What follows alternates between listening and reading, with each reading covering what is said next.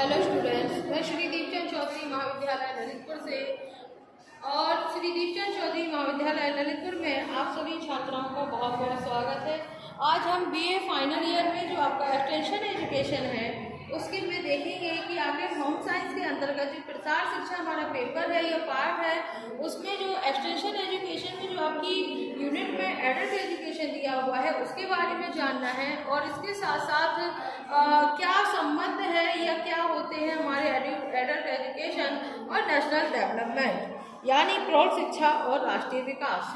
तो सबसे पहले हम देखते हैं कि एडल्ट एजुकेशन क्या होता है। तो एडल्ट एजुकेशन वो होती है जो शिक्षा हम एडल्ट्स को देते हैं यानी प्रौढ़ लोगों को दी जाती है और ये एक तरीके की हमारी कैसी है शिक्षा, ये होती है हमारी इनफॉर्मल एजुकेशन में आती है जिसको हम हिंदी में कहते हैं अनौपचारिक शिक्षा।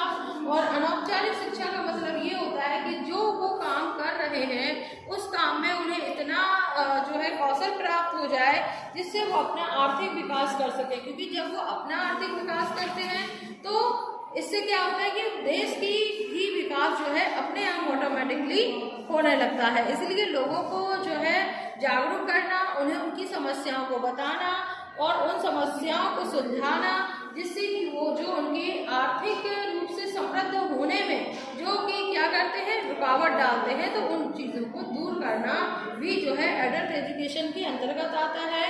और सबसे ज़्यादा हमारे भारत देश को देखा जाए तो हमारे भारत देश की जो जनता है उसका सबसे मुख्य काम है कृषि करना। तो कृषि संबंधी समस्याओं को दूर करना। तो कृषि संबंधी समस्या क्या हो सकती है, जैसे कि उन्नत बीजों का प्रयोग नहीं हो रहा है तो उन्हें जानकारी देना कि वो ऐसे बीजों का इस्तेमाल करें जिससे कि उनकी आर्थिक विकास हो सके, उनकी खेती जो है वो अच्छे से हो सके। इसके साथ साथ जो है हमारा जो है एक चीज़ और इसमें जुड़ जाती है वो है हमारा उनका जैसे कि ऐसी कृषि की जो नई नई टेक्निक्स आ गई हैं उनका वो इस्तेमाल करें तो उसके बारे में जानकारी उन्हें मिले। तो ये सब हमारा एडल्ट एजुकेशन के अंतर्गत आता है।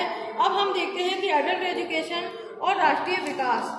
तो सबसे पहले जो हमारा देखा जाए तो वो है निरक्षरता के अभिशाप से मुक्ति। तो सबसे बड़ी हमारे देश की कमी ये हो जाती है कि जो है लोगों को में शिक्षा का बहुत ज़्यादा अभाव है। तो लोगों को जागरूक किया जाए, उन्हें इतना मतलब उन्हें पढ़ाने के क्षेत्र में जो है उन्हें थोड़े से शिक्षित किया जाए जिससे कि वो जानकारी को लाभ लें, अपने आपके स्तर को आगे बढ़ाएं, क्योंकि जब तक निरक्षरता नहीं जाएगी तब तक जो है किसी भी देश का विकास जो है संभव नहीं है। दूसरा पॉइंट जो इससे में जुड़ जाता है वो है हमारा निर्धनता उन्मूलन। तो अज्ञानता और निर्धनता ये दोनों ऐसी चीजें हैं जो कि किसी भी देश की आधारभूत समस्याएं जो है आती हैं जिसकी वजह से जो है आर्थिक विषमताओं की जड़ें बहुत ही ज़्यादा गहरी हो जाती हैं। और इसके माध्यम से होता ये है कि अज्ञानता का सीधा जो संबंध है वो किससे है, निरक्षरता से है, और निरक्षरता जो है निर्धनता की जननी है। तो इस प्रकार से जो है ये दोनों एक दूसरे से जुड़े हुए हैं और इस सीमाओं में फंसे रहकर जो है आर्थिक समृद्धि की कल्पना हम नहीं कर सकते और विशाल निरक्षर जनसमूह को लेकर कोई भी देश ना तो आर्थिक विकास कर सकता है और ना ही सामाजिक प्रगति के पथ पर चल सकता है और ना ही देश की राष्ट्रव्यापी जो समस्याएं हैं जैसे आर्थिक विकास, परिवार कल्याण, आधुनिकीकरण, राष्ट्रीय एकता, सद्भावना आदि से जो है निपट सकता है, ना ही इन्हें खत्म कर सकता है। क्योंकि इसके लिए डॉक्टर वी राव ने अपनी जो उनकी बुक थी education and human resource development में उन्होंने इस तरीके से बताया कि without adult education and adult literacy it is not possible to have the range and speed of economic and social development, which be possible to have that range and speed of economic and social development which we require a program of adult education and adult literacy should therefore take a front place in any program for economic and social development। तो इन्होंने इस तरीके से शिक्षा के क्षेत्र में जो पिछड़े हुआ है और जो पिछड़ापन है उनको किस तरीके से उन्होंने डिस्क्राइब किया कि जिसकी वजह से जो हमारा भारत है वो गरीबी रेखा से ऊपर उठ नहीं पाया क्योंकि वह साक्षर नहीं है। क्योंकि जब तक 100% साक्षरता दर नहीं आएगी तब तक हमारा भारत जो है विकासशील देशों की श्रेणी से निकल करके विकसित देशों की श्रेणी में जो है नहीं आ सकता है। इसीलिए ये पॉइंट भी जो है उसमें जुड़ जाता है। इसके बाद है प्रजातंत्र की सुरक्षा। तो जिस समाज में हम रहते हैं, यानी हमारे भारत की जो व्यवस्था है वो हमारी कैसी है, प्रजातांत्रिक है। यानी यहाँ पे जो हमारा जो प्रधानमंत्री या राष्ट्रपति या जो मुख्यमंत्री चुने जाते हैं वो किस माध्यम से चुने जाते हैं, वो चुने जाते हैं हमारे प्रजा के माध्यम से। क्योंकि जब प्रजातंत्र में जब तक कि जनता वोट करती है, जिसे चुनती है, वही हमारी शासन व्यवस्था को देख सकता है।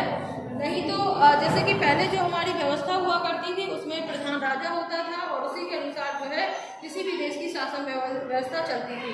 लेकिन प्रजातंत्र की सुरक्षा के लिए लोगों का शिक्षित होना बहुत जरूरी है। इसीलिए एडल्ट एजुकेशन को दिया गया और नेशनल डेवलपमेंट यानी कि इसके राष्ट्रीय विकास से तभी इसीलिए जोड़ा गया क्योंकि जब लोग शिक्षित होंगे तो वो जानते हैं अपने अधिकारों के बारे में, अपने कर्तव्यों के बारे में।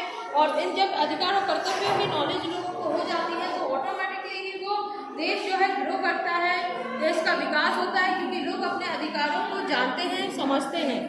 इसके बाद आर्थिक विकास तो जो है किसी भी देश की अर्थव्यवस्था जो है उनके उद्योग धंधों पर ही आधारित होती है और आधुनिक जो है उद्योग को ताना बाना जो है नई तकनीकों से जुड़ा हुआ है, जैसे कि कंप्यूटर्स, जो हमारे इलेक्ट्रॉनिक इक्विपमेंट है उनसे, और इसके अलावा जो है मशीनों के माध्यम से। तो ये सभी चीज़ों की नॉलेज भी लोगों को बहुत ज़्यादा जरूरी होती है। इसके साथ साथ सामाजिक और आर्थिक असमानताओं को दूर करने के लिए भी जो है ये सब एक दूसरे से जुड़े हुए हैं। इसीलिए प्रौढ़ शिक्षा को जो है के राष्ट्रीय विकास से जो है जोड़ के हम देख सकते हैं कि ये दोनों एक दूसरे से जुड़े हुए हैं। और हमारा राष्ट्रीय विकास तभी संभव है जब जो लोगों के प्रौढ़ लोगों को शिक्षित किया जाएगा। धन्यवाद।